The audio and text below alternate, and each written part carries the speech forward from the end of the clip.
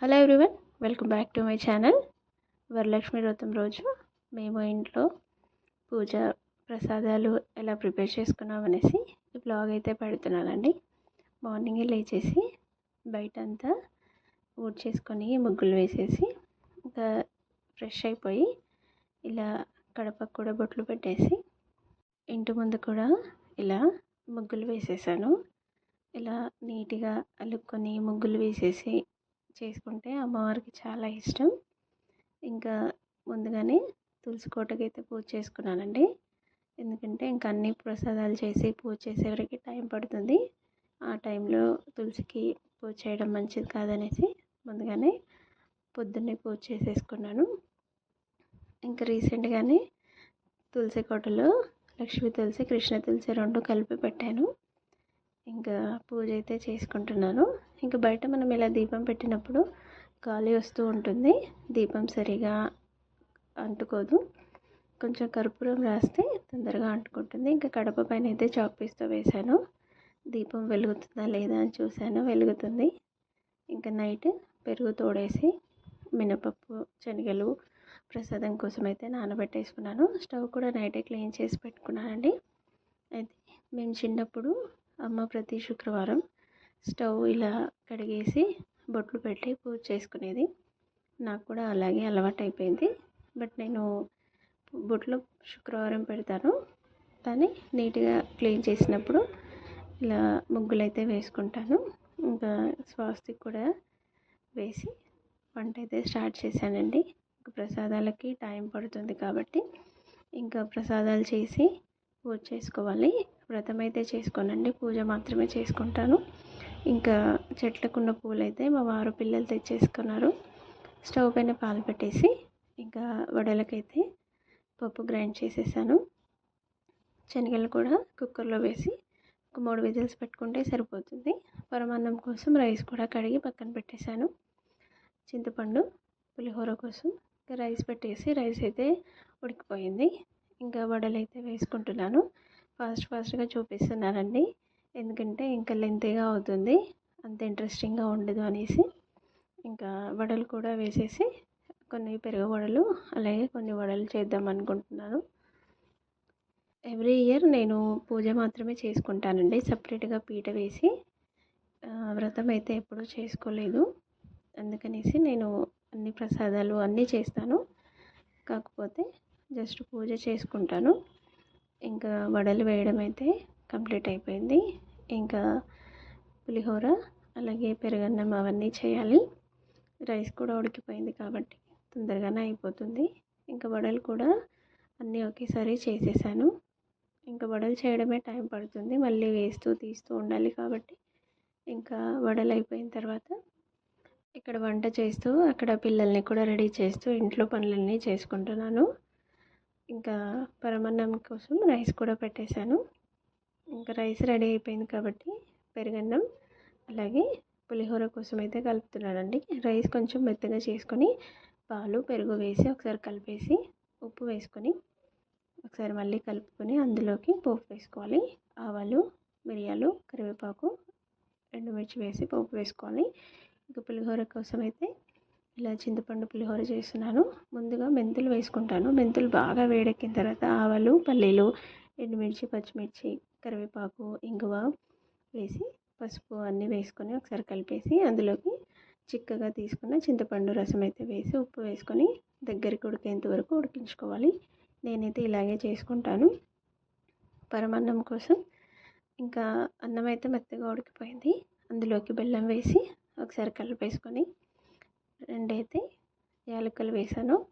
ఇంకా కొంచెం పాలు వేసి ఒకసారి కలిపేసుకొని అందులో నెయ్యి అలాగే కాజు వేసి వేయించి వేసుకున్నాను.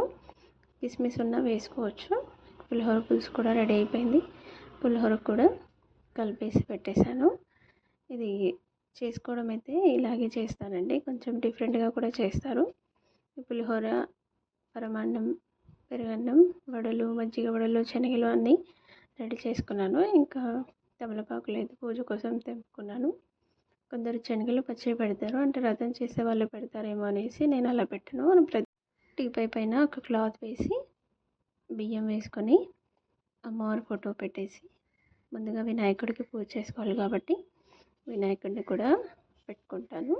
అది అమ్మ వాళ్ళు కాణిపాకం వెళ్ళినప్పుడు తీసుకొచ్చారు.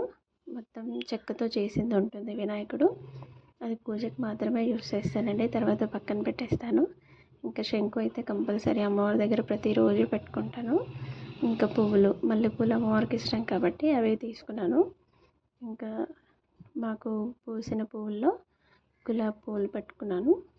చెంబులో అయితే ఇలా వాటర్ వేసి పక్కన పెట్టేశానండి. అమ్మవారికి ఇష్టమైన శంకు, కాయిన్స్, అలాగే లక్ష్మీ గవ్వలు, తామర గింజలు, గోమతి చక్రాలు ఇవన్నీ కంపల్సరీగా పెట్టుకుంటాను. ప్రతిరోజు అమ్మవారి ముందు ఉంటాయి అవన్నీ.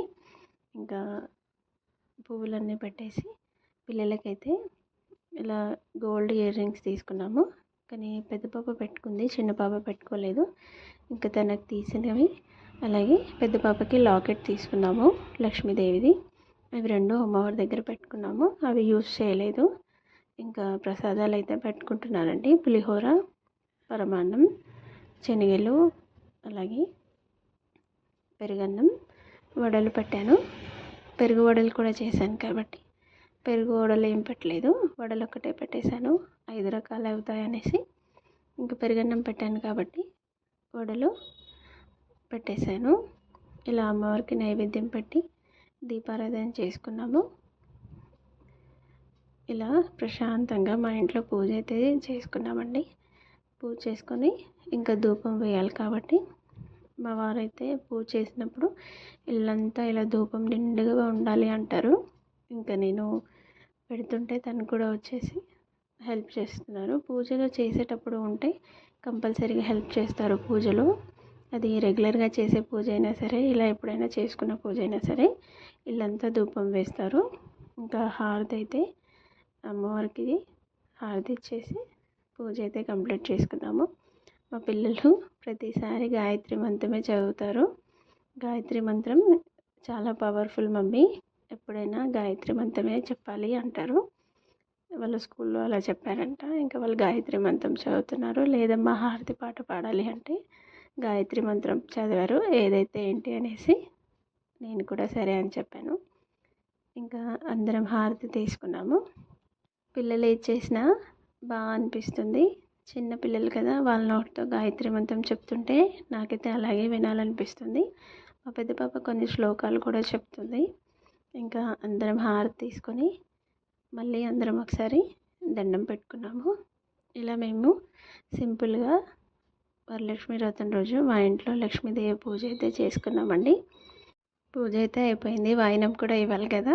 ప్రతిసారి నా 2 కూతుర్లకు మాత్రం వాయినం ఇస్తాను.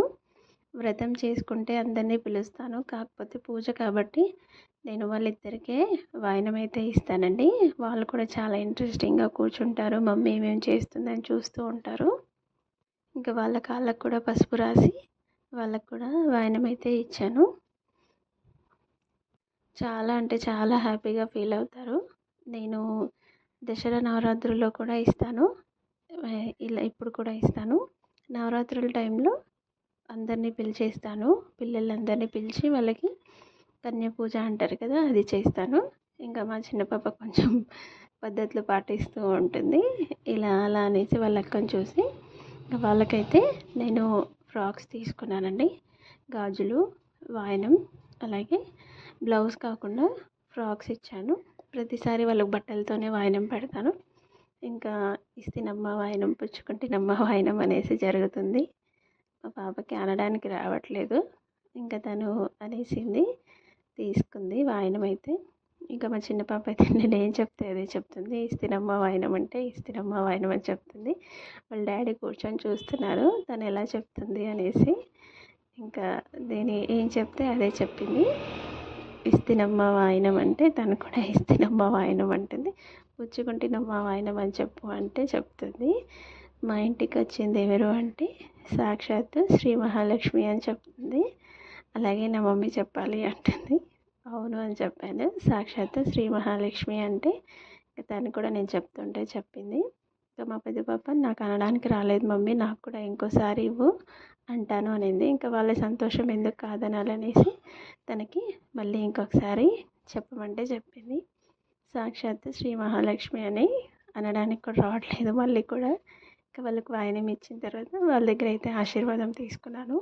నాకైతే చాలా సంతోషంగా అనిపిస్తుంది. పిల్లలకి వాయినం ఇచ్చి వాళ్ళ దగ్గర ఆశీర్వాదం తీసుకునేటప్పుడు చాలా ప్రేమగా ఉంటుంది. అదేదో కొత్తగా ఫీలింగ్ అనిపిస్తుంది, తెలియని సంతోషం.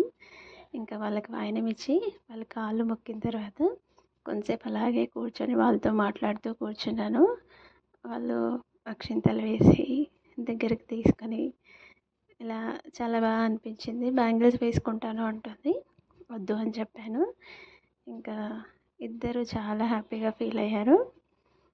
వాళ్ళ సంతోషానికి హద్దులు ఉండవు. ఇంకా ఒక్కరు ఇచ్చారంటే ఇంకోళ్ళు కూడా స్టార్ట్ చేస్తారు. ఇంకా వాళ్ళ డాడీకి కూడా ఆశీర్వాదం తీసుకుంటా అంటే వాళ్ళకి అక్షింతలు ఇచ్చాను. వాళ్ళ డాడీ కూడా ఆశీర్వాదం తీసుకున్నారు. ఇలా మా పూజ అయితే కంప్లీట్ అయిపోయింది. మీకు ఎలా అనిపించిందో కామెంట్ చేయండి. నచ్చితే లైక్ చేయండి.